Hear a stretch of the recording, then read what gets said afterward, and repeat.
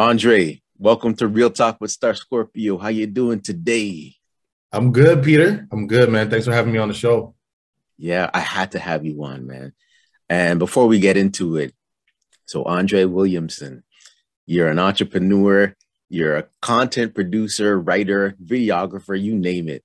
And I want to learn more about you because people listening to this probably don't know, they're not going to know that we did work together for a short period of time. And in a job that I don't know what you felt about the job at the time, but it wasn't meant for you. You know what I mean? Yeah, I mean, hey, it brought this relationship, right? So that's how I look at everything now. I don't look at it as a job. I look at what I got from it. And I got Yes. this relationship from it.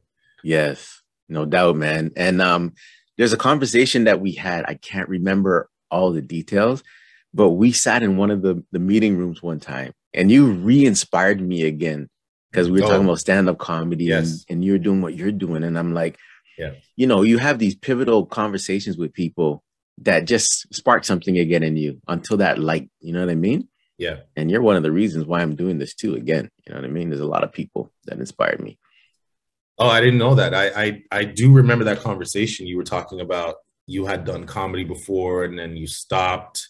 I don't remember why you said you stopped, but I think when you told me why you stopped, I wasn't convinced. I was Yes. like, I'm like, what are you doing? Like, you still want to do this? Like, why are you not doing comedy? Just go do your thing, Like, because I get it. Like, creatives understand the peaks and valleys of like being in it and then just like not being in it because it's not making money or whatever it is. And then Yeah. you still are thinking about that thing.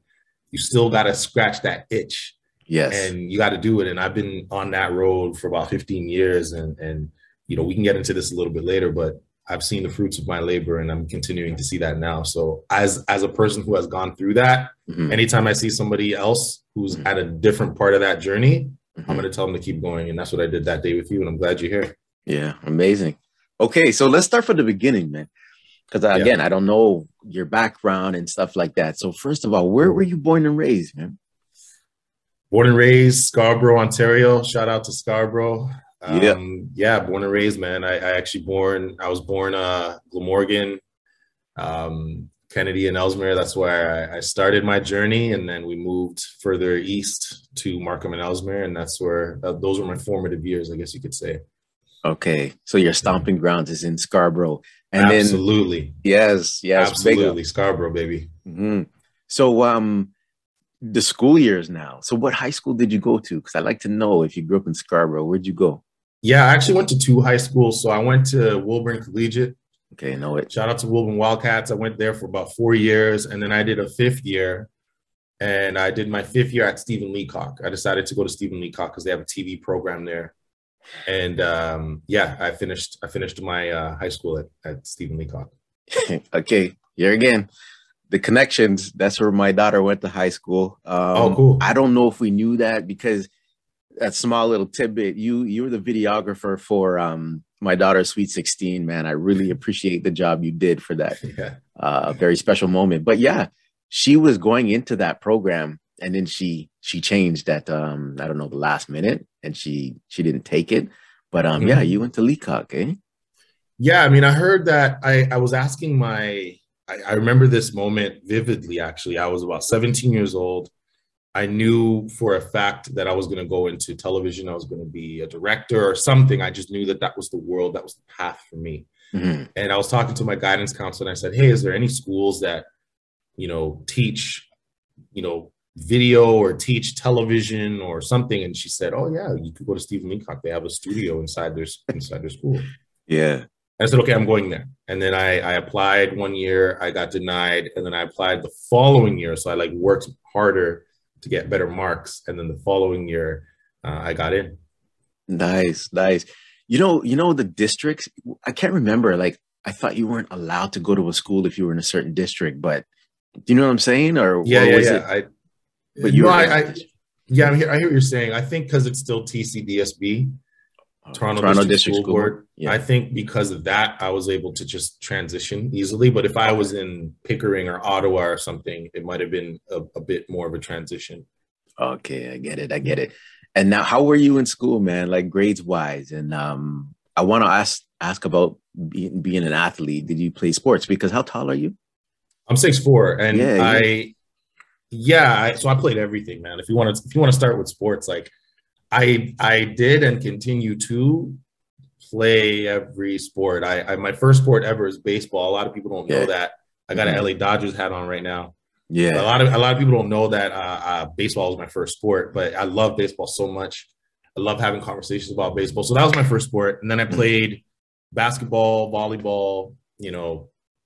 Whatever, everything. I didn't really like football that much, Yeah. although it was fun to play. I didn't really enjoy the game that much. Hmm. Um, and then marks wise, actually, fun fact, I was the captain of my basketball team Okay. for about like 3 years in a row. And then I went to Stephen Leacock, and then I was the co-captain there.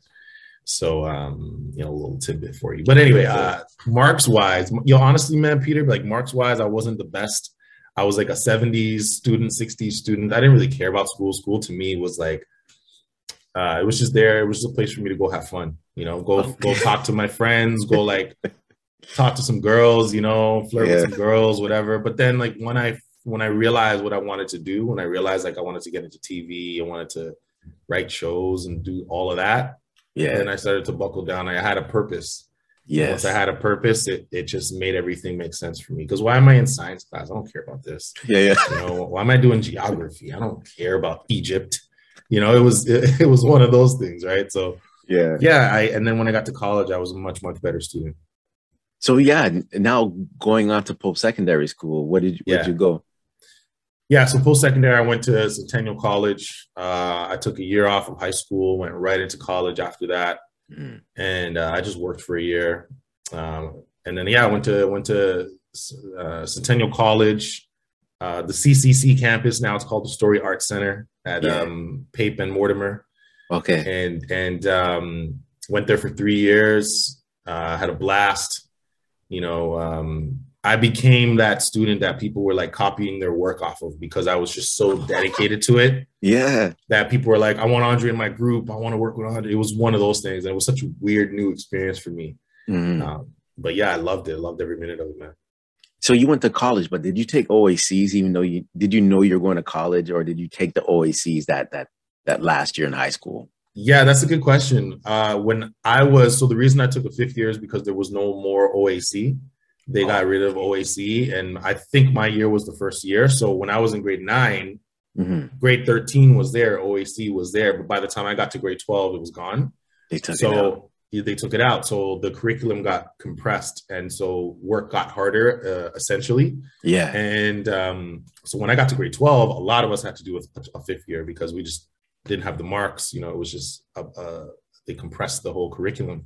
Yeah. So I didn't do an OAC, but I did do a fifth year, which is essentially is like your OAC. But yeah. Okay, so I get it. Yo, one thing I'm forgetting there, you're a lot younger than me. You Yeah. you don't mind saying your age, right? No, I'm 35, man. Yeah, you're 35. I'm 35. I'm 35. 35. Yeah, I forgot the age difference. I'm 48, and I'm like, yeah, they took out the OACs. Okay, They did. Yeah. but I want to get the timeline down now because Let's go. 23. One thing that I was impressed when I asked you to fill out that form for Real Talk, and you successfully managed to pitch and host a television show or something. You were saying right out of college. So let's get right into that. Tell me about that. Oh man. I love telling the story. I love talking about it. Well, yeah, let's see, where do I start? Well, when I was in high school, I guess I could start there. When I was in high school, a lot of my friends who knew me said I should have a TV show one day. And I was like, yeah, I guess I can have a show. I kind of wanted to be on Much Music and be a VJ. And I think that was the dream for a lot of kids. Okay. But then I got into college and I started to understand the game a little bit. And then I started interning and I started to see the industry and started to see how people worked. And I had a teammate of mine, my homie Mike Mitty. Shout out to Mitty. Became one of my best friends. Still best friends to this day. Still working together to this day. But he was my classmate at the time. I can quickly run through this part of the story, but we started a business together. We were known as Mitty and Dre. And we basically went around to, we started with clubs. So we go to promoters and go to owners of businesses and say, hey, look, we want to do a video for you. Our business model internally was, we'll do the video for you for free. And we want to do 5 videos because we need to develop a portfolio. Okay. Once we had a portfolio, we were going to take those assets and leverage that into a TV show. So we did that. We did that for about a year. We had enough. I wrote a treatment, and a treatment is essentially like a 1-pager of what your idea is. I learned to write a treatment in school. Nice. And so we wrote one for school, and then I'm like, I'm going to write one for the show I have, this idea for a show I have. So I wrote that. I didn't have a title for the show. I didn't know what to call it, but it was basically me going around interviewing celebrities that were on tour in Toronto. So when they stopped in Toronto, I was there interviewing them for the show. We would package it up, give it to the network. Wait, I need timelines here. What year are we talking here, Drake? Because I'm very intrigued with what you're saying, man, so far. Okay, yeah, sorry, yeah, stop me, please. So this is 2009. This is 2009. Mike and I started the business. 2010 was when we approached the network and said, hey, here's an idea for a show. We want to do it for you guys. And the network was called BPM TV. They were on Bell and Rogers, that like music cable package. Yeah. With much music, much vibe, much loud. Yeah. Dating myself a little bit, but that was where they existed. And so, yeah, that was kind of it. We packaged it up. We created a demo, which is what you kind of need. You need a demo. Okay. And then I wrote a treatment for it. 1-pager. It was me going around interviewing people, like I said, that were on tour in Toronto. Anybody, I didn't care. Usher, Kesha, whoever. Yeah, I want you to drop some names too. So for sure, I will. Yeah, for sure. I loved it, man. And then so they picked it up. They said, yeah, this is great. Let's do it. And so normally, Peter, just to give you some insight into the industry, normally a first season for a TV show is like 12 episodes. 8 to 12 episodes is what one season will be. And then the network will determine based on ratings. They'll say, okay, you know what? This was a good show. This was profitable, successful. We'll renew you for 12 to 15 episodes, 20 episodes, whatever your deal is. Okay. My show was an interstitial. So an interstitial is a show that runs in between 2 shows. So you're watching an episode of a show, it ends, Fresh Prince of Bel-Air ends, and then instead of a commercial, you get another TV show, but that show runs for 2 minutes. Okay. And then when that show ends, you get the new show that starts at 8:30, whatever that is, Friends or whatever it is. Yeah. That was what our show was. It was an interstitial show. So we ran twice every hour. For this first season for a TV show, they wanted 26 episodes. Which is insane because we were coming out of college. Like I said, we graduated in June. This deal happened in September. Yeah. So I had never done a show before, but I had told them I had. And so here I am. Yeah, I'm like, yeah, I could do this for sure. Yeah, I could do this. It was just like say yes and just figure it out. Wow. And that was it. So we did that. And then it was successful, man. I interviewed, so just some name dropping for you. I interviewed David Guetta. That was my first interview. It was a dance music station. So for yourself, for your audience, I don't know how familiar you are with EDM, but those are the people I'll name. So it was David Guetta, Calvin Harris, LMFAO. They were big. I still like their music. Who else? Interviewed some Canadian artists, Blake McGrath. Interviewed some Canadian rock bands, Stereos, Down with Webster. I interviewed Far East Movement. They're from LA. I interviewed Girlicious, if you remember, they were popular at one time. Girlicious, that group coming off the Pussycat Dolls. I flew to Miami. We interviewed Afrojack, Steve Aoki. Steve Aoki, wow. Yeah, Steve Aoki. I flew to Amsterdam. We interviewed Armin van Buuren, who's like the godfather of trance. I think those are the big name interviews. I interviewed like Bass Hunter, like a bunch of names that, Richie Houghton, like some name, like Cascade, some names that people may not be that familiar with, but they were big to me. Like Cascade is one of my favorite artists. I interviewed him. And it was great, man. It was such an amazing experience to be 23 years old, producing your own show, airing nationally across Canada. Pizza Pizza at the time, Pizza Pizza is, this franchise that's popular in Ontario. They had a TV screens in all of their locations. And at the time they had a network called PPTV. And PPTV was like a lot of user generated content, and it would air on all of their networks across all of their stores. So we were actually the first show. I pitched our show to them to say, hey, like, can we distribute our show through your network? And they said, sure. And so we gave them our show. And so our show was airing on Pizza Pizza television across Ontario. So people would leave the club at 2 a.m., go get a pizza slice, and then they would see me, interviewing, David Guetta or something. Crazy. So I want to get some context behind it too, though. So while you were building your resume, say, right, you came out of college and you're just learning. Like, how was that experience to learn, I could say, on the go? Because school doesn't teach you everything. And did you have those connections that helped you along the way as well? Because again, it doesn't seem like you're afraid of a lot of things. You know how fear holds people back, right? It's like you were ready to just go for it and attack it. So give me some insight on that too. Yeah, that's a great question. And I think that's something a lot of people don't ask. When I entered these new avenues, like when I signed that contract for 26 episodes, literally the pen is on the paper. I had no idea what I was doing, but I never enter, and this is something I say to people now, is like, I never enter any situation thinking that I will fail. I always enter a situation thinking it's going to succeed. Always. That's just how I have to operate, and I learned that when I was 18. I remember feeling like nobody believes in me, coming from Scarborough. You're this little black kid, like you have these dreams and these aspirations. I remember my coach, my basketball coach, he had great intentions, but I remember him saying to me, he's like, what do you want to do? What do you want to do? And I'm like, I want to be a director or something. I said something like that.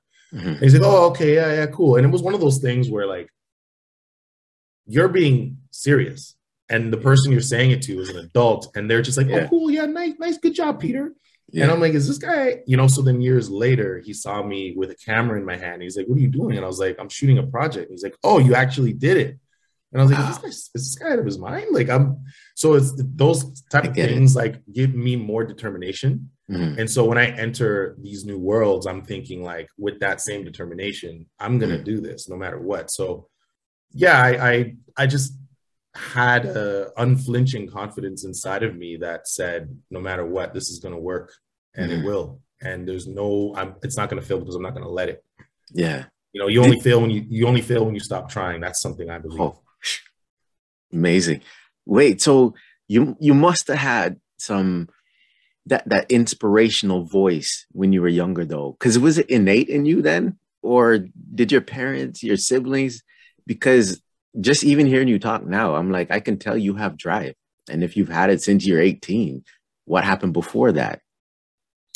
Yeah, this is another great question. So I listened to a guy named Brian Buffini.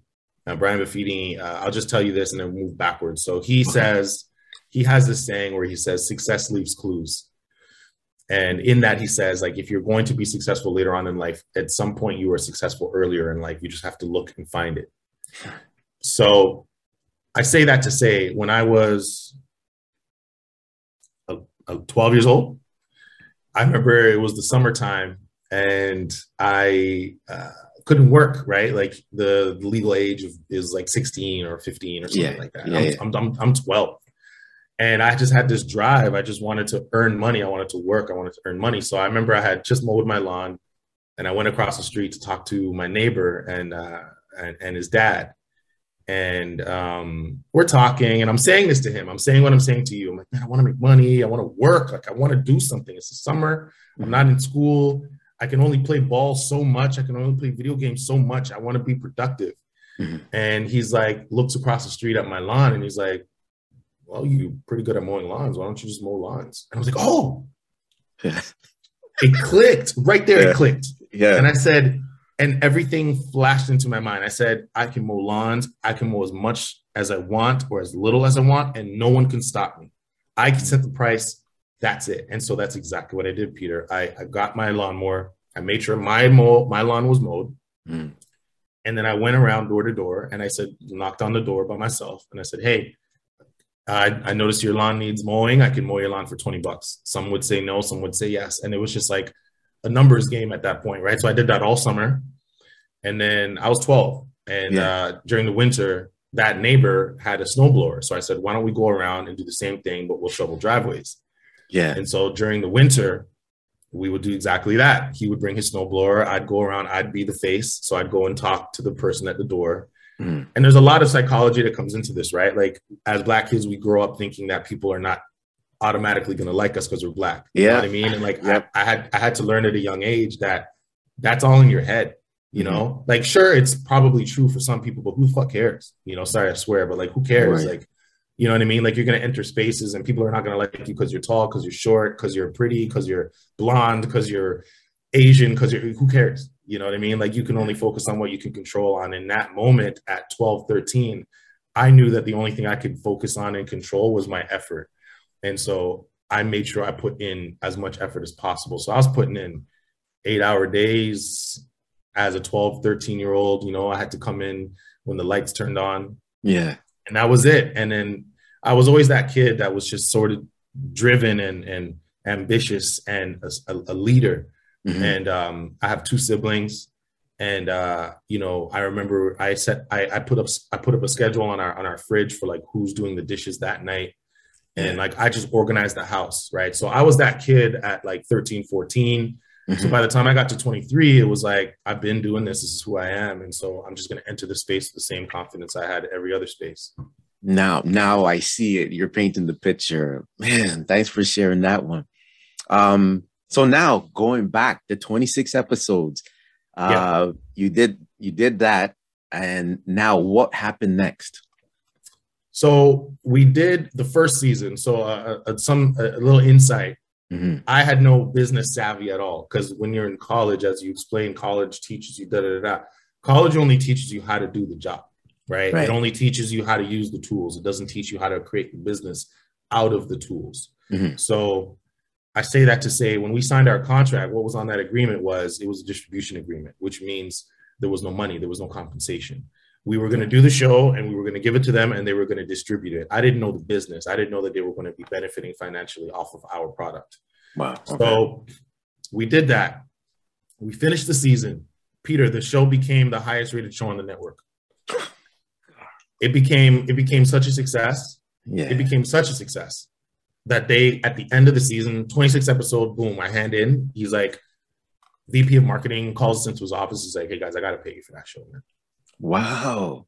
I got to pay you for that show. You guys completely exceeded expectations. I didn't know what to expect from you guys. You guys became the best show on the network. I got to pay you for this show. So then he paid us. Okay. $500, boom, boom. And we're like, whoa, like it's such a surprise. Like we didn't know what to expect. We just walk in and we walk out with money. So we did that. And then they renewed us for a second season. And then they hire Mike, my editor shooter, they hire him to be on the network for an editor. And then they hired me to do hosting for more shows on their network. Okay. So now we've turned it into a job, basically, right? We started grassroots and now we've like turned it into this job with this network. Where a lot of our other classmates are interning or they don't know what to do. We've been grinding for a year. We did a business. We started that business, turned it into a TV show, and then turned that TV show into work, a job at the network where we had pitched that show to. So we're pretty fortunate. We're pretty lucky, but you know, we worked for that luck. So I guess we're lucky, but we're also working for it, you know? Yeah. Okay. So the years that you mentioned, you said 2009, 10, you came to the place of employment that we worked together around, I think it was 2012, maybe. Yeah, right after that. Yeah. So did you have something going on the side and you were trying to work on something while you just, you know, did this job for a while, or what was your thinking? Because I'm sure you had projects and things on the go. Always. Yeah, I had several projects. So when that show ended, so just like long story short, the industry changed. They decided they wanted to start to purchase shows instead of originally produce shows in-house, which is what we were. It cost more money. I can get into the economics and logistics if you want, but that show ended. It was called What's Poppin', by the way. I said I didn't have a title, and I asked my classmates, yo, what should I call this? And it was called What's Poppin'. Yeah. Because we were what's poppin', we were what's fresh, what's poppin'. So that show ended. Mm-hmm. So I said, I want to do another show. I want to do a half-hour show. This is what I want to do. I don't want to do an interstitial. They didn't give me half an hour, Mm-hmm. so I'm going to go find half an hour somewhere else. So I wrote another show. It was called On the Dot. This is around the time I was working at Medic Alert. Yeah. And I had done, so I met it when you met me, I was so busy. I was doing this show On Mm-hmm. the Dot, which I'm going to get into. Mm-hmm. I was fighting. So I was in Muay Thai 4 times a week. And I was working full time with you guys. Okay. So I was just like 25-year-old, 24-year-old super ambitious kid, just like working all the time, but working on myself. Anyway, so I did On the Dot, and On the Dot I described as like a combination between E-Talk, which is like an entertainment show, meets fashion television, right? Which is like your fashion, music, whatever. And that was it. It was a half-hour show. I wrote it, pitched it to Rogers Television. Mm-hmm. I got another producer involved who had a connection inside the network. He pitched it for me. They said, yeah, this sounds like a great show. This is absolutely what we want. I said, great. I went on to cast my coordinator. I went on to cast hire a coordinator, hire an executive producer. I produced the show, and then I casted 6 hosts. So we did a casting call. We booked the building. We got them to come in. We got them to cast. We looked through the tapes. We booked them, and then we proceeded to shoot a season of the show. On the Dot. And it aired on Rogers. Yeah. Yeah. I'm trying to remember if I remember that, man. Probably not. I don't think I told too many people. It was a lot, man. It was like, I don't know, how do I describe it, man? It was like, this is where I had to learn a lot about myself. Like, why do I want to do things? Why inside of me, what's telling me that I want to do this? And it was totally an ego thing. Yeah. It was totally something where I just felt like I needed to do it to prove myself to other people, So my motivation for doing it wasn't coming from the right place. It wasn't coming from a place of love. It was coming from a place of ego, which is fear. And when you're doing that, you're setting yourself up for failure every time. So that was something in hindsight, I look back and reflect on and say, okay, that's probably why it didn't work. Wow. Okay. And when you said that, reflecting and looking back, I just thought of something, man, that I was gonna start asking my guests. Mm-hmm. Have you had? Because you told me about the coach too, what I want to know is, has someone ever told you something in life where at the time it didn't make sense to you, and then later on you're like, oh wow, this is what they were talking about, or because something you learned from it, or it's happened to you at that moment in time now, and this is what they were trying to teach you when you were younger. Do you have anyone in your life like that told you something and you reflected on it later? Oh yeah, several mentors. Yeah, there was a guy, one of my first mentors ever, Anthony Sacco. Mm-hmm. He was the first person that ever believed in me. I was 18. And he told me, it's better to be proactive than to be reactive. Mm-hmm. That's just one of the things that he said to me. And I was 18. I was like, what the hell are you talking about? Better to be proactive than reactive, right? Like, what does that even mean? What does proactive mean? Like, I'm trying to think like in my little 18-year-old mind, but then as I got older into the game, I started to realize like, oh, it's better for you to act first than for you to respond to what's happening in front of you because you're always behind. Yeah. You know what I mean? Mm. And so as I got older, I started to realize like, oh shit, like this whole game is about what you do, not how you react to things. And then if you are in a place of reacting, how do you turn that 8 ball around to the point where you are now making the decisions, right? It depends on your personality and what kind of person you want to be, what kind of industry you're in. Mm-hmm. But that was one. And then another one was this guy named Anthony Ciccione. If you're familiar with the Score television network, he was the VP of marketing. So he was one of the guys that kind of started it. Mm-hmm. And I remember one day I was practicing my stand-ups, and stand-ups is when you're in front of the camera, you're reading off of a teleprompter, you're delivering something, the news, you're throwing to a music video, something like that. Yeah. And I chatted with him, and he would always give me these little insights, little tidbits of information. And one thing that he said never left my mind. He said, wherever you go, just remember to keep your head down, work hard, and somebody will notice. And when he said that to me, in my little like egotistical mind, I thought like he was trying to tell me not to speak up or something like that, Mm-hmm. But then I realized later on, like, no, the people that get noticed are the people that just work. Yeah. The people that get the attention are the people that just work and prove themselves and don't say anything. Mm-hmm. Those are the people that people want to work with. And over time, I became that person, and opportunities start to open up. So yeah, kind of a long answer, but those two things. No, man, I like to hear it. People need to hear it. I like to hear it. It inspires me too, man. Mm-hmm. But and you're well spoken. Before we continue on your journey now, but were you always well spoken and well written too? Like, or did it come over time with practice? Because every time you speak, I'm like tranced. I'm in a trance. Man, thank you so much for saying that. I guess like when I think about myself at 14, walking up to a person's door, or 12, and knocking on their door and being able to convince them to let me mow their lawn for money. Yeah. Like starting at that stage in my life, I guess I've always had the gift of the gab. Yeah. I'm an avid reader. Like right next to me, I have my bookshelf full of books. Okay. I love to read. I love to read books on communication and habits and psychology and things like that. As I've gotten older, as a producer, which we can pivot into, when you need to pitch things to networks, when you need to pitch things to different associates for them to work with you, you have to learn how to communicate, and you have to understand like what people are going to respond to. But you also have to understand yourself. Right. And that informs the way that you approach the world.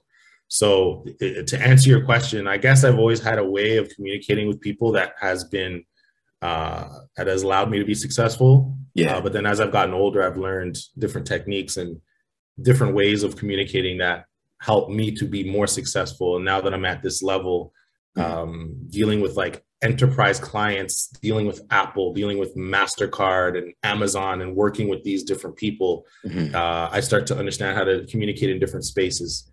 So now I can come to Scarborough and I can speak to like the younger version of me. And then I can also flip it and go into a boardroom and be able to communicate with the director of marketing at Amazon and talk to them about this project that we're about to do, So I've just been able to move in different spaces, and I think it's been very helpful. All right. Thanks, man.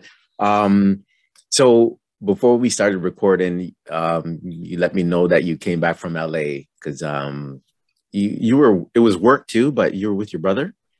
No, I wasn't. I wasn't with my brother. No, I was in LA. I was with another producer, an executive producer. Yeah. Okay. So that's what I want to get into now. The whole Andre Williamson now. So you told me about the beginnings, the foundation. You're like watering your plant, the seeds, and now everything's happening. What's going on with Andre now? Yeah. Well, shoot. Now is like a culmination of all of those things I kind of told you about, right? Like all of the little stories, the little failures, the little lessons. But right now, I'm a producer for a company called Shutterstock. You may or may not be familiar with them. They're like a stock photo, video, music company. That's where they kind of make their money. But what they've done is they've expanded and they've created a studio, a production studio, essentially. Okay. And now they're producing content for different clients. So I am a producer for Shutterstock, and I work across many, many different clients, many different projects globally, whether it's in Canada, the States, Europe. I'm working to produce those assets for them, whatever advertising assets they come up with. If it's photo, it's video. If it's a commercial, if it's just photo asset, video asset, I'm producing that. So I was just recently in LA producing a commercial for Cisco WebEx and NASA. Day one was in LA, day two will be in Houston. Okay. And when I want to know about some of the projects like in depth, just to hear about them. But before you even attempt a project for someone, a company, organization, how do you get to know the company, the business, how they run first to understand what you're going to do?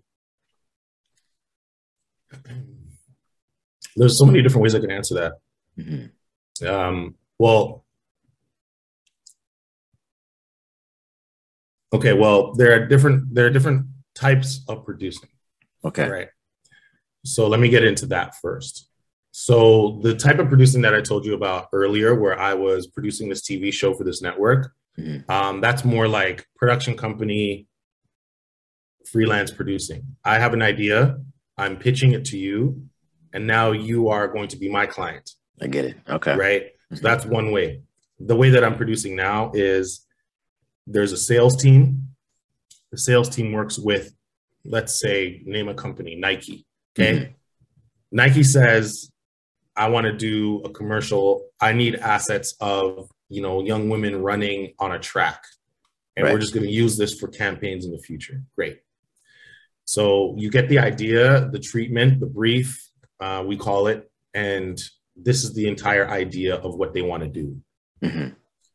Usually there's not enough information in there for me to execute the project. So you look up other things that they had done in the past, and then you'll have a meeting with the client with Nike about what it is that they want to do. Okay. So, hey, Nike execs, nice to meet you. I'm Andre. I'm producing this thing. I'm putting this thing together for you. I have a few questions. What kind of women do you want? Do you want long hair, short hair? Do you want brown hair? Do you want them to look a certain way? Do you want them to be fit? Do you want them to be, body positive, whatever it is? You get these kind of things, you get this out of the way. Then you start to refine the idea a little bit more. You start to narrow the focus, because that's what you need to do. You need to narrow the focus of the idea, because when you enter something, it's like, I want to have a house. It's like, what do you mean? What kind of house? Big, small, white, black. So this is what you do, right? So now you're developing a relationship with them. And the way that I do this is I try to approach every meeting as Andre, as Dre. Okay. And then they start to lower their guard a little bit. Then they give you a little bit more information, and then you have more insight into what they want. And you have to get to the point of, what do they want? It's like, yeah, I get, like, this is what you want, but like, what do you really want? So once you figure that out, you start to work with your crew. You start to work with, who's the best person that I can put in this position that will put me in the best position to be successful, right? Oh, I know this guy, Peter, he shoots a lot of sports content. Let me see if he's available, right? And then you kind of go from there. And then that's how you build out understanding the client, understanding the project, and then executing. I get it now. Yeah, because I'm just learning this, you know what I mean? So it's good to hear. And it's like telling a story, I guess. Like anything you're doing, advertising, producing a TV show, it's telling a story. And I guess you got to learn who are the characters and what kind of characters. That's what you're trying to tell me too, right? And what do you want to portray? What do you want to show? I'm getting it. I'm getting it. So you have a good Rolodex of people to reach out to as well over the years, right? That you call on to do things, right? Yeah. I would say I have a pretty good Rolodex of people here in Toronto. What's helped me working with Shutterstock is building out that Rolodex in the States. Okay. Right. So I just came back from LA. I worked with a bunch of great professionals in LA. And I was the producer, so I hired them, and I'm paying them. But a lot of them, most of them, all of them were great. So I now have a crew in LA that I could tap into. I have a crew in New York that I can tap into. I have a crew in Houston, New Orleans, South Carolina, Florida that I could tap into, right? And that's the strength of a producer, of a good producer, is this having a network. Right.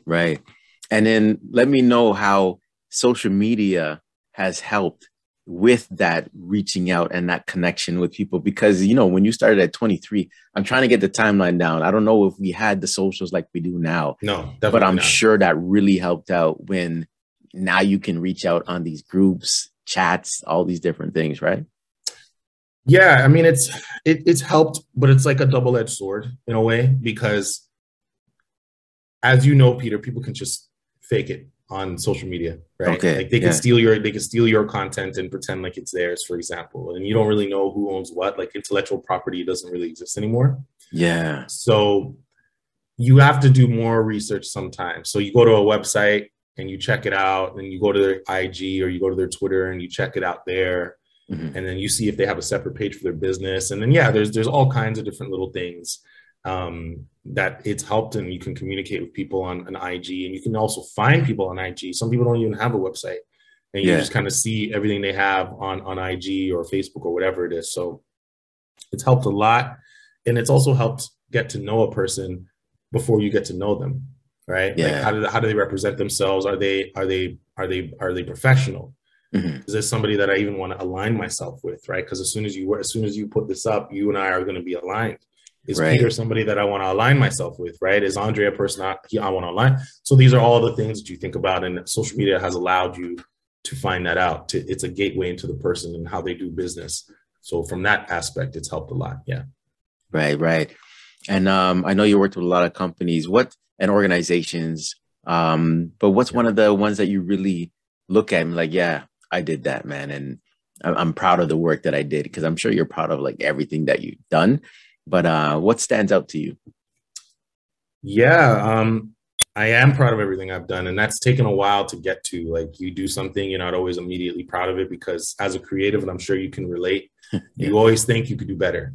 You always think you could crush it. Oh man, I could have done better. But you did the best you could with where you were at the time, and that's something I had this relationship with myself I had to work on. But yeah, I mean, I'm proud of everything that I've done. Most recently, I'm proud of the shoot that I just did in LA, man. It's the first shoot that I had produced in LA. Yeah. Coming from Scarborough, I don't know how many people can say that. Mm-hmm. Grew up in Scarborough, two immigrant parents. They had no idea what I wanted to do. TV, you want to produce commercials? What does that mean? Yeah. What does that even mean? Like, where's the money? And to start that journey and now be in LA producing a commercial with 40 people on set, totally different city in a totally different country. Yeah. At the highest level, is something to be absolutely, completely proud of, and I didn't see coming. So I'm proud of that. It was a celebrity on set, George Takei. Wow. Okay. From Star Trek. Star Trek, yeah. Yeah, Star Trek. He was on set, so he was our celebrity talent.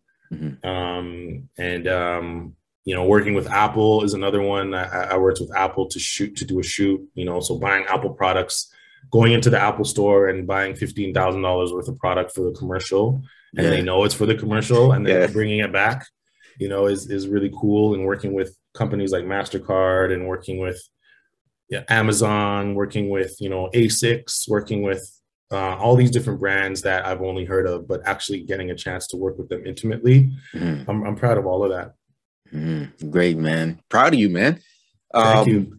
Very proud. But have you decided whether you should document your life? Because you know what I'm thinking now? I'm looking like even Kanye's Genius, right? A guy named Coodie documented like you saw it, right? So documented everything. And it's so fascinating to see like this. You really got that you got that yourself with Black Star, with Mos Def. You got yourself really on MTV. There's a camera shooting a camera of you saying, remember when he used to make beats for people, and then it like hits you, and it's on tape. Have you decided to document your life in what you were doing? Yes and no. Not in that way, but I definitely think I could write a book one day, because there's a lot that I could share, man. There's so much, like, in and throughout telling somebody all of the different successes that you've accomplished. The part that people don't talk about is the internal journey that you need to do that allows you to get there, right? Yeah.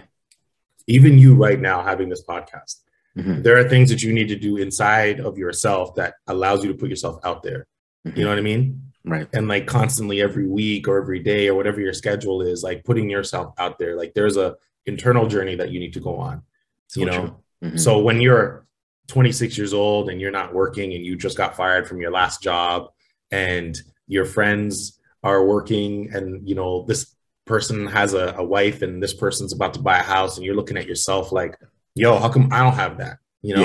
Like there's an internal journey that you need to go through there. You need to understand. And if you've been paying attention, which I'm sure you have throughout our conversation, I mentioned like, that's something that I had to figure out for myself. That's something that I had to learn about myself. That's something, that's a journey that I had to take. because that's a major component of my journey, right? Anybody that's successful has gone through that.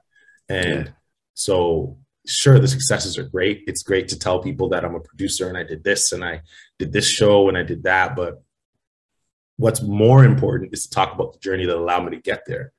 Because you can get, like tomorrow, I can give you this comedy gig at, you know, Radio City, right? But unless you did the work to get yourself in that position, you'll never be able to keep that.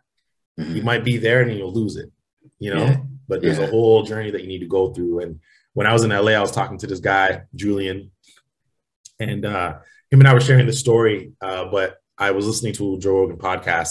The guy's name is Naval Ravikant. Okay. I think I'm saying the name right. But anyway, he talks about being successful. And he's like, you'll reach a mountain peak in your life. But when you get to that peak, you'll realize that there's another peak. But the only way to get to that peak is if you go back down the mountain and go back up that other mountain again. And a lot of people don't want to do that. Wow. That's deep. That's deep, man. And a lot of people won't get that either, you know? Like, so I've definitely climbed back down that mountain and climbed right back up that mountain again and reconstructed myself, you know, deconstructed and then reconstructed myself again. You know, therapy is huge. Reading books on the things that you want to heal about yourself are massive. So yeah, man, long answer, but yes, documenting in a book style. And those are the things that I would talk about. Yeah. Sweet, man.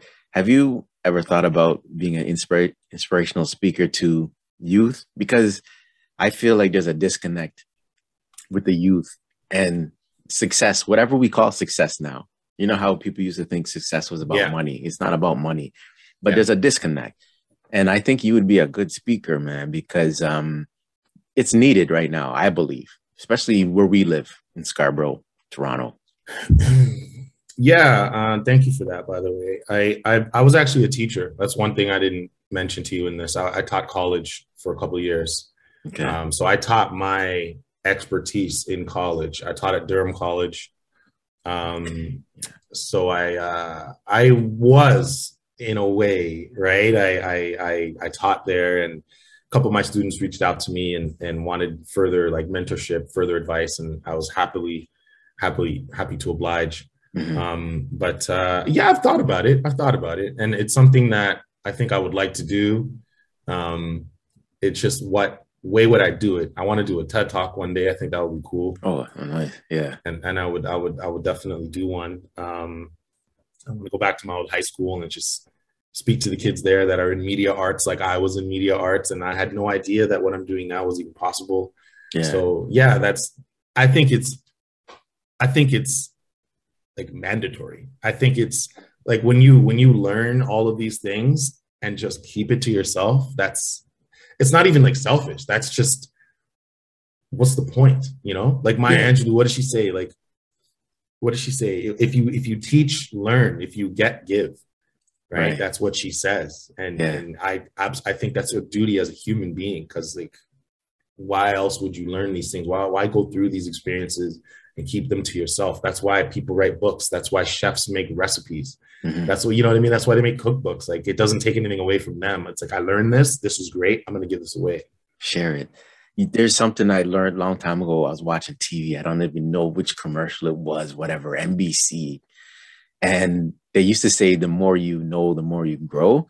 And I don't know who said it, but I follow that now. It's the more you know, the more you owe. And that's in line what you're saying, man, because you have to pass your knowledge. You have to give inspiration to others somehow, which now leads me, Andre, to your podcast. So in conversation with Dre. So tell me what made you want to start your podcast, and then tell me the premise about it too. Oh man. Well, I mean, starting the podcast was, I've always had an idea for a podcast. I've written a podcast back in like 2013 before it was a thing.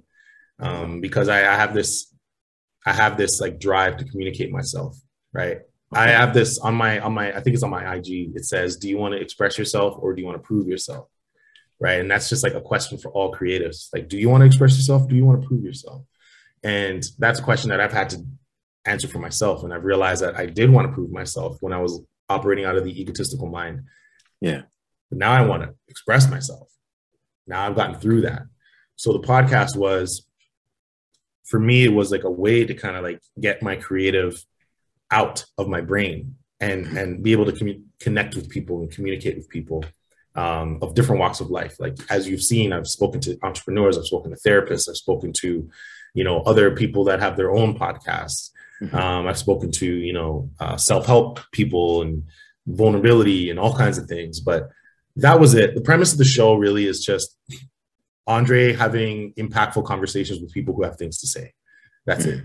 Right. Yeah. It's just as simple as that. I don't want to talk to somebody who has nothing to say, talking about, foolishness. Yeah. I want to talk to people that have things to share with other people, and they're not just promoting a podcast. It's like, hey, I spoke to this guy named Brandon.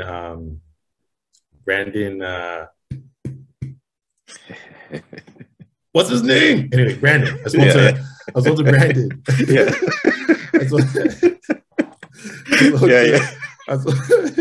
I spoke to Brandon. Yeah. I spoke to Brandon, and he has a podcast. He has a page called New Age Gents, and he talks about men in today's age and men needing to be vulnerable, and why it's important for men to be vulnerable, and it's like expressing that. And so him and I got on Zoom, and we spoke about his journey. How did you get to this point where you understood that you needed to go to therapy? How did you get to this point where you understood that vulnerability was really the way? How did you get there? And then it was him and I sharing these experiences with each other. And it was just two Black men talking about vulnerability, comfortable in their skin, comfortable talking about their journey. And it was just me putting that together and sharing it with other people. And like, look, guys, it's okay to talk about these things. It's okay to be vulnerable. It's okay to talk about being sad. Like, we're so caught up, especially Black men, we're so caught up in these like narratives that have been written about us that we need to be tough and strong all the time, And so I wanted to destigmatize. Yeah, destigmatize or demystify, destigmatize and demystify that myth. And so that was the part of that journey. That was a part of that story. And then talking to the therapist was the same idea. It was like, it's okay. It's okay to go to therapy. And here's a Black therapist, Black female therapist, by the way, who is going to tell us all the things about therapy that we don't know about. So yeah, that's what I want to do with my podcast. Mm-hmm. And are you still doing it now? Because when you're doing so much, as you are, how do you find time to fit that in? Because there's a lot of planning that goes with a podcast, right? Yeah, man. I mean, like, that's the challenge, right? I haven't done it in a while. It's been about a year. Yeah, it's but I've been so busy, and going to LA, that's the challenge. The challenge is, how do I do all these things now? How do I do all these things that I need to do, that I must do now? And you're meeting me in the middle of that journey. You're meeting me in the middle of that challenge that I'm trying to overcome. Is like, how do I do this podcast and work and accomplish all these goals that I have set out for myself all at the same time? And then I look at people like Will Smith, Kevin Hart, Oprah, Issa Rae, like all these different people who are killing it and doing so much, but they are able to do it. So if they can do it, I can do it. I just need to figure out how. How? Yes. But again, a lot of people have the team. So when you got to a certain point, you have people that you can, delegate things to, right? When it comes to certain aspects of your job, your life, and things like that, right? Sure. Mm-hmm. Yeah, I mean, like, and I've worked with different people over the years, but something I shared with you before we started recording was like, nobody's ever going to care as much as you do, right? So you can put a team in place, right, to do something, but unless you're willing to have that person do it at their pace, you might as well just do it until you get to a point where it can kind of go on its own. And then I just need you to book guests once a month. That's all I need you to do, is just book a guest. And then all I need you to do is just write my opener. That's it. You know what I mean? And I'll do the rest, but you need to get it to that point where it's like already going and people can see that it's going, it's consistent enough. Mhm. Now I'm ready to get on this train with you. So I'm not at a point where I can get a team in place yet, but that's definitely the goal. Yeah. And just even a question about, because you were shooting videos, you're doing the producing, editing, writing. What do you enjoy most about what you do? Because for me, when I do the podcast, I tell Mm-hmm. my wife I love editing videos. Like Mm-hmm. I wish I knew when I was younger what my passion was, putting it together. So what do you like doing? Yeah, man. And to that point, like wishing you knew you were when you were younger, I'm so fortunate. I was 16, 17, and I'm like, this is what I want to do. Yeah. 16, 17, and I just went and did it, and I'm here I am. But I love creating. I just love having an idea in my head and taking it out and putting it, and other people can see it. And that's just like the beginning of it. That's just like the little like bud seed. The other part of it is collaborating with other people, Yeah. being able to like have an idea with Peter and say, hey, Peter, like I have this idea that I want to do with you, and you're the perfect person to help execute this. And Hmm. then we collaborate on that idea, and then we put it out there, you Hmm. know, all of that, just creating and just, and also the last thing is outdoing myself, you know, Okay. Yeah. being better than I was last time I did this, being better than I was 5 years ago, being better than I was yesterday. That's the goal. It's like me versus me. A lot of people are like out here competing with other people. For Hmm. me, it's like me versus me. And Yeah. it's just trying to outdo myself every time. So those are the things that drive me. Those are the things that I really, really love about this. Hmm. Amazing. And Dre, I need to ask you this because in my podcast, I like to ask people to share words of inspiration for someone that is ready to give up on their dream, Mm-hmm. even to the point where they don't want to live anymore. And I remember I was asking a comedian about that I was interviewing, because some of the things you have to go through when you're trying to make it, it might lead you Mm-hmm. down a bad path when you don't have things go your way. Mm-hmm. So even as someone who's feeling upset one day, do you have any words of inspiration to keep someone's mind going? Yeah, there's a lot. I've been there. First of all, I've been there, where you're just like drinking every night and feeling sorry for yourself when you're down and you're questioning all the decisions that you've made. I've definitely been there, man. It's been a 15-year journey for me to get to this point. And um, there's a couple things. First thing is, everything you want is on the other side of fear. You have to one thing that you really need to understand is why you want the thing that you want. Do that journey, do that self assessment, that self evaluation. Why do you want the thing that you want? And um, giving up isn't giving up if you're taking a break. It's okay to take a break. I've taken a break for a year, for 6 months, however long it is, just to get myself recalibrated. If money is the issue, then go make money, but don't lose sight of what your goal is. I've had to do that. You met me doing that. I was working at Medic Alert, coming off of doing a TV show. That's what I want, clearly, but I had to take a break. I had to realize, like, okay, cool, like this isn't gonna go, this is gonna work right now. I need to do something to keep myself afloat, to keep myself alive. Mhm. And it's an ego check, but that's one thing I would say is like figure out what it is, why you want it, look at what your goals are, reevaluate what your real goals are. A lot of people don't sit down and figure out what their goals are. Their goal might be money. And if you're chasing money, you're going in the wrong direction, because the money will come if you're doing what you love to do. The money will come. If you listen to successful people now, they don't talk about, oh, I wanted to make a lot of money. They're just like, I just love making music. I just love selling stock. I just love, you know, being a lawyer and helping out innocent people. The money will come. And you have to be confident in that. You have to be confident in knowing that I'm doing what I love to do and the money will come. And if I stay on this journey, persistence is rewarded one way or another.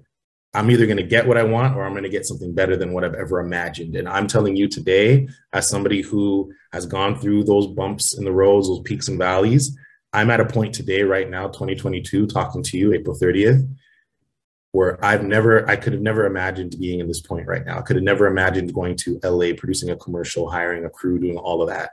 talking about going to NASA, talking about interviewing celebrities and all of that. Never, ever, ever. And it was just because I stayed on this path. It's going to be hard, but you got to stay on it. Thanks for sharing that, man. It's like I'm doing this for a selfish reason too, man. Anyone who, when I ask that question, it drives me again. And I hope people, when they hear it, it drives them. So thanks for sharing that. Of course. Dre, what we're going to do now is come to the point in the interview where I have two cards in my hand. Okay. And you're going to choose which one I'm going to read out and you're going to answer. Okay. My right or my left? You're right. Name one challenging thing you had to overcome in life. Oh my God. One. Comparing myself to others.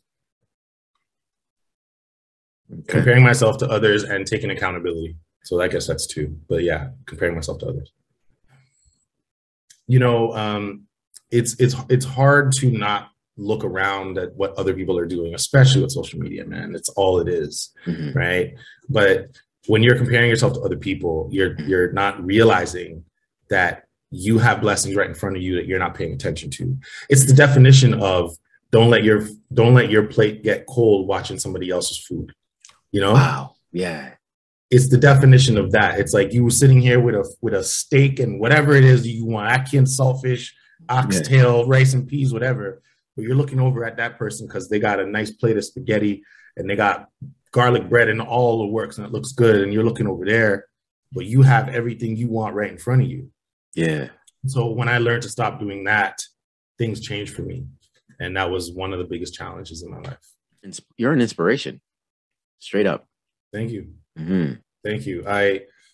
It's not the goal to be an inspiration, but I think I need to, man. Like, I think I need to, one conversation I had in LA was like, I'm like afraid of putting myself out there and like putting my life out there, you know? And my one boy was like, you need to remove yourself from it because it's not for you. It's for the people that need to see that message. Yeah. Right. So you need to remove yourself from it. So moving forward, I'm going to put more of myself out there, and not just like my journey, but just like some of the things that I've learned. And I think it'll help out a lot of people, man. Yeah. Nice. So I've definitely been through a lot. Definitely. Definitely. Yeah. I don't want to read that book in the future. But yeah. So Andre, we come to the point now again. I do this for donations too, right? So I donate to a charity after every episode. Okay. And for season 3, which you're on, your episode 6, 7. You're up to 7. I have 3 balloons in my hand. The charities for season 3 are Autism Ontario, CLAWS, which is Kawartha Lakes Animal Wellness Society. I actually have someone coming on to talk about that next week, or actually tomorrow, I should say. I'm getting confused now. And the last one is CAMH, and we know how Center for Addiction and Mental Health helps people out. So by my hands again, Andre, which balloon do you want me to pop? I guess that's your left hand. The other one? Yeah. The 7th charity Star Scorpio was donating to is Autism Ontario. Amazing. They do amazing work. All right, Dre, before we go, let the people know where they can find you. Yeah. Well, first of all, before I go, thank you for the opportunity. It was great catching up with you. I mean, one thing I guess people don't know, we haven't spoken in a little while, but 10 years. 10 years, man. I remember it was great. You're the only person that I guess I really connected with in the office, man. So I'm really, really happy that you're doing your thing and you're doing well and you're doing the podcast, man. This is great. So thank you so much for having me. You can find me on IG. My IG is its_Dre_. I'm on Twitter as well, I guess. I'm not really that active on Twitter yet, but I will be. It's LeBron Dre. A lot of people think I look like LeBron James, so thought I would turn that into something. Yeah. and yeah, that's it, man. I have a website, williamsonpaul.com or williamsonpaul.ca, either or will direct you.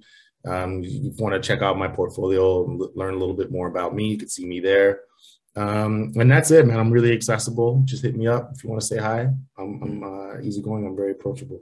Yeah. Wait, before we go, I gotta ask you about that. So LeBron James. Yo. So how many times have people mistaken you? Because I'm sure you posted something on Instagram. I think I seen something where someone was coming up to you or someone thought you were. Tell me a story about one of the incidents, because there's more than one. Man, people take pictures with me, Peter. So people buy me drinks. People, girls will use it as a way to get in. Okay, so I was going to Miami. This was the one that I posted most recently, but I was going to Miami. I was with my boy. We're in the airport in Toronto. We're not even in Miami. We're in Toronto. Okay. I'm like having a smoothie or eating a sandwich or something like that. This lady stops in her tracks. Like she's walking past me. Yeah. And then she's like, are you LeBron James?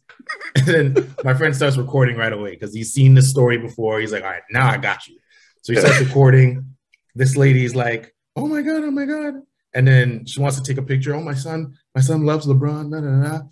I'm like, do you want to take a picture? She takes out her phone. She wants to take a picture with me. Takes a picture. She wants me to stand up. I stand up. I take a picture with her. My friend's recording the whole thing. And she's like, I'm going to tell my son I met LeBron James. And then she takes off, this like Persian lady. Very nice. Yeah. But that stuff happens all the time. And I was at a bar in LA sitting next to these two white dudes, these two guys from the States somewhere. Mm-hmm. And then he's like, he wants to take a picture of me to show his son, to be like, look who I met in LA. Yeah. And then, he took a picture and sent it to his son. And I took a picture of the text message that he sent to his son.